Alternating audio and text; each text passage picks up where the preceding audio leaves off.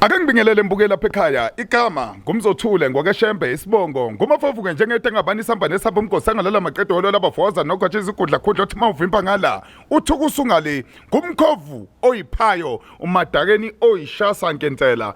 Okubaleke kakhulu ke mbukeli esikwenzile ukuthola udaba nengqikithi yodaba. Bakhona abantu esike sikhulume nabo masiyalandelela lo daba ukuthi lolu daba luze lube kanje, lafika kanjani noma laqala kanjani. Ngoba siyazama ukuthi udaba lugcine lifike esiphethweni salo udaba. Ikhona intokazi esikwazile ukuyilanda, khona insizwe yakasibalela sakhuluma nayo yasho ukuthi cha isihamba ilala, ihamba icashela umzala wayo. Umzala wayo wenza inkinga ke.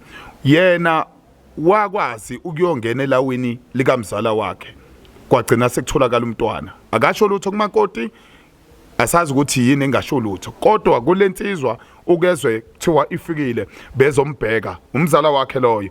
Uthi uyamazi ukuthi umuntu onjani. Njengomakoti ke sikwazile ukuthola yena. Sizokhuluma naye njengamanje. Angikubingelele Nkosazana ke sekumukele kwiNethezeka TV. Njani baba siyaphila thina. Ngoba ke inkosazane sinayo namhlanje sikwazile ukuyilanda ngifisa ikisicacisele ekutheni ukuthi siyaluza udaba lithinta nendawo yasemNambithi nokuthi nawe buneyihlobo futhi ngakhona kuze kufike la ekutheni ukuthi wazane mhlawumbe nesoka lakhe nazane kanjani nize nihlale ndawonye nje ekwazi ukuvela ekhaya ukuze sihlale sonke ngithi bengumakoti wakhe ne and then yena esebenza ephuma ama country ubaba wakwami so uthema ke hambile ephumile eyosebenzela ngale ngase Limpopo wahlala lapho abenokuhlala boma 3 months 6 months engabuyi so wavele wadlulisa wahlala isikhathi eside uthema ke hleli khona ngale and then i-cousin yakhe Santshontshana mina ngagcina sengithandana nobani ne-cousin yakhe labe sengithola umntwana we-cousin yakhe so uthe yena make buya wazongithola ukuthi senginalo mntwana and then ukuthi cousin yakhe ikhona but ndizama nokuthi ndimfune engafumaneki so uthe makazothola ke ngokuthi nginalo mntwana we-cousin yakhe kwatholakala ukuthi akusasekho mnandi and then i-cousin yakhe sazama ke ukuthi sithethe sonke soyi-3 and then kwacakuba asivisisani and then ndazama ukuthi makubizwe ifamily because nami bengasekho mnandi kimi sikwazi ukuhlala phansi silungise lento kwacakuba sekuba nzima kuye akasafuni yena ukuthi siyilungise yazi ake sibuye la kwesona lolu daba ngoba lolu daba seliphathe laze lafika egcineni saliphatha ngobunono ngoba egcineni kukhona singakabathinti kwifamily wena sikwazile ukukuthinta ngoba ubuye uvakashe nala koGoli unene ifamily futhi ekhona la eGoli. Okay ngifuna ukuya la ekuthenini ukuthi uthi yena mekhuluma echaza lo ukhazini wakhe. Okay uthi wena wazama ukuthi uyomfuna leko Limpopo Mpumalanga wathola ukuthi akekho ufuna khona udlule nomsebenzi lapha eyayihlala khona eMpumalanga shothi wafika wahlala eLimpopo. Ngifuna ukuya lapha ekuthenini ukuthi wena inhloso yakhe kwakuyini kwawukuthi ukwazi ukuba nayo ndawonye ukuze umntwana engasoli ukuthi okakhazini wakhe.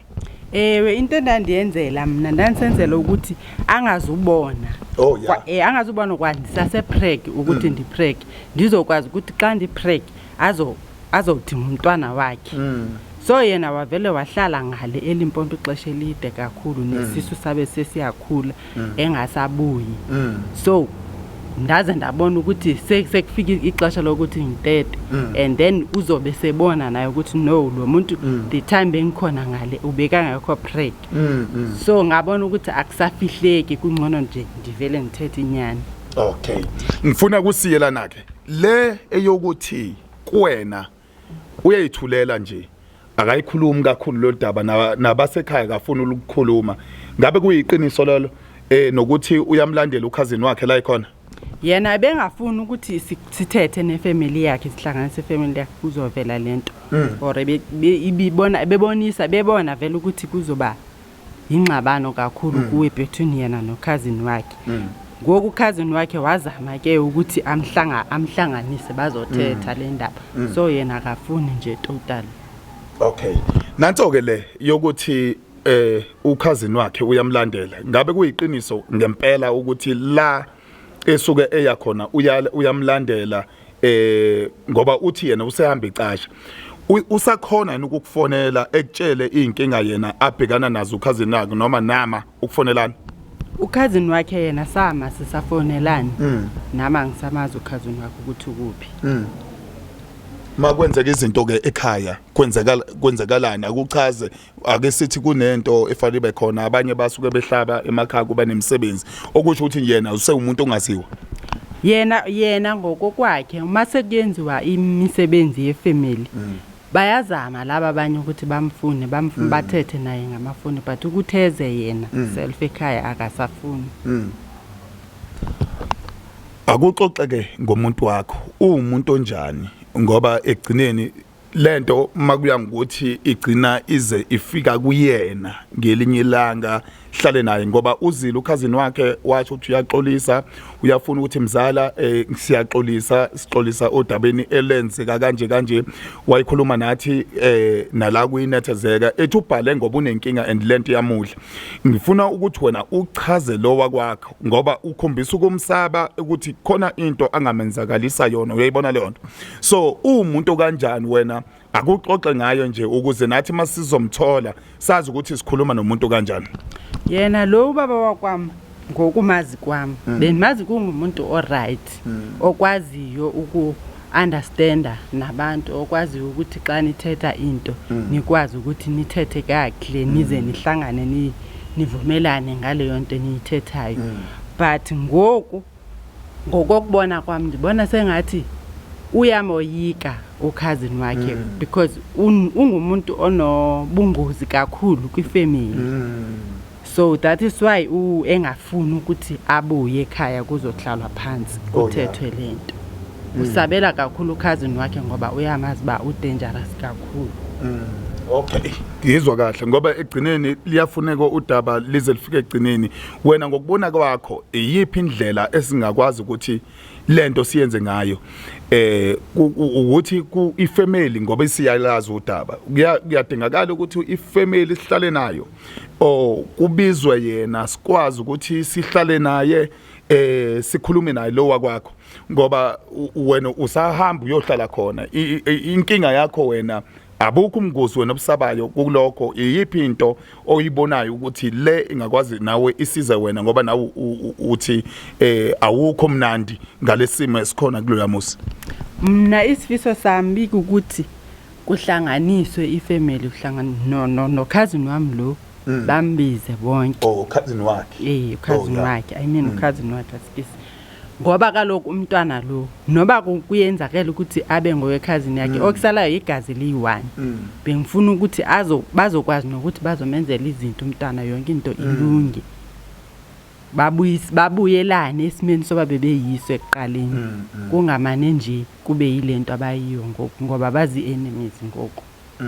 Okusho ukuthi wena uyakubona lokho ukuthi kungasiza kakhulu uma kuhlanganiswa ifamily mawubuka wena usangaqhubeka ube khona egcekeni uma sebuyile ucousin wakhe lo obebuye nivakashelane naye ngalesa sikhathi. Ngifuna ukubuka lapho ukuthi nawe uzoqhubeka yini ube khona egcekeni ngaleso sikhathi yena engakubuka kanjani lokho ukuthi nike nambatha naye nakuba ningenzile lutho.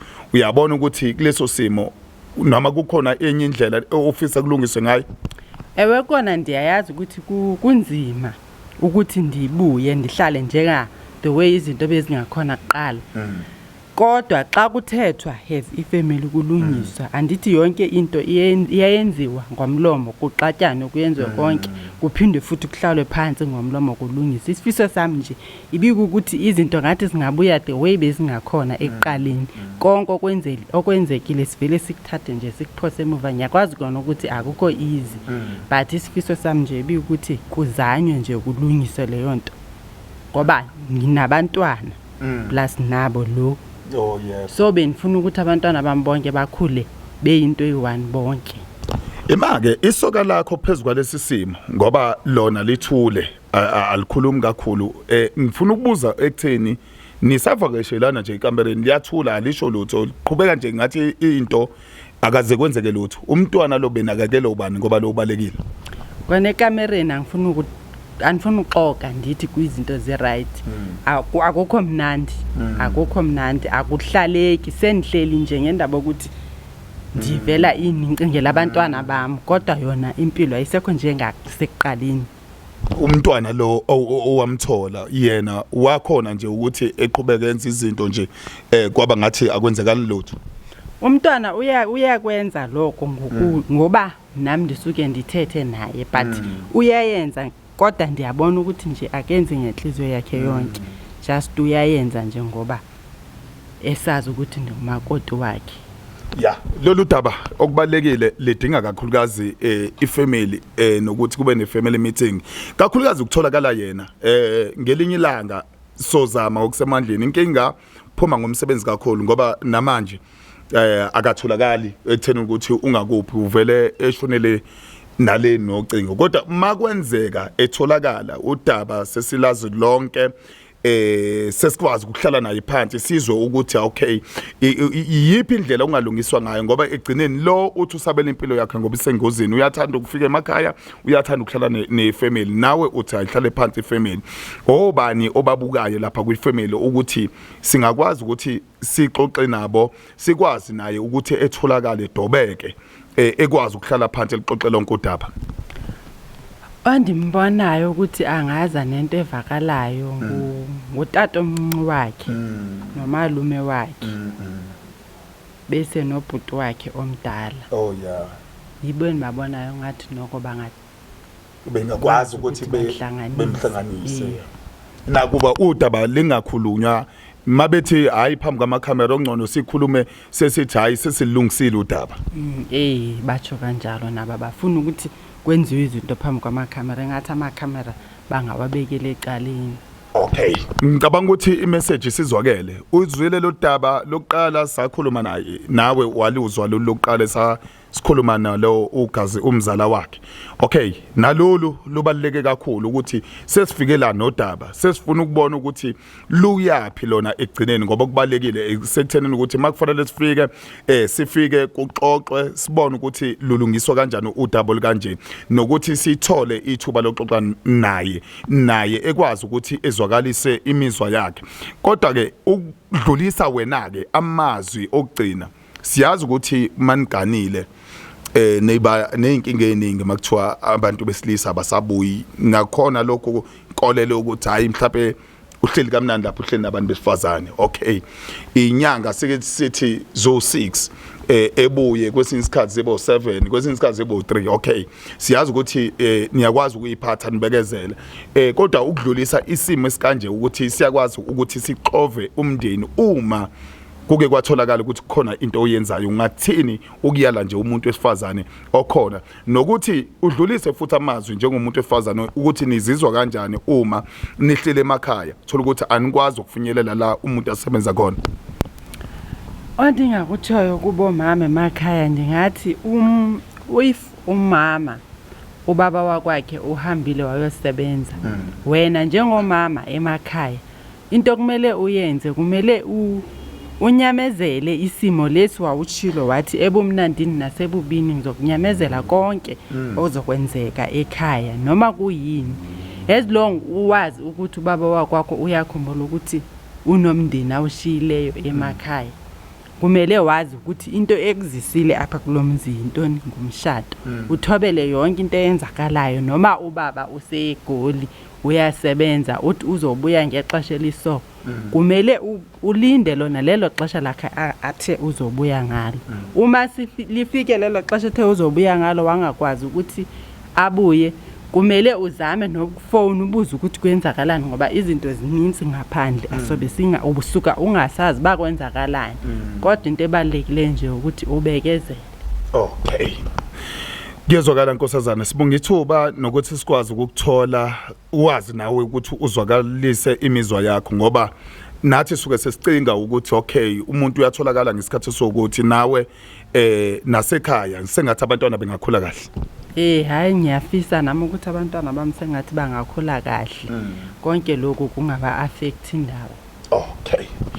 Kunjalo mbuke lapha ekhaya kama lohlelo sithi uphila kanjani Nethezeka TV udaba lo leseke sadlula kulona sakhuluma naye insizwa eyayizwakalisa ulakalayo nokuthi iyafisa ekuthena ukuthi kudlule kulodaba nangoke unkosikazi kagazi lakhe simtholile sikwazile ukuxoxa naye futhi ekutheneni ukuthi udaba lodlule siyathemba na kanjani udaba luzodlula luze lufike esiphethweni egcineni kungabi bikho ubungozi obukhona kulolu daba ngoba izinto eziningi ziyaba khona naqala zazikhona izinto ziqitshwe lapha nalapho ukuthi ezinye seziyakwazi ukubambeka ngezathu ezithile kama lohlelo phila kanjani kama lami ngumzothule ngwakashembe sibongo mafavuke njengete ngabani samba nesabumngozi sangalala maqedo lalaba foza nokajeza ukhondla khondla othi mawuvimba ngala uthusungale ayiphindi ibonani le Nethezeka TV yipa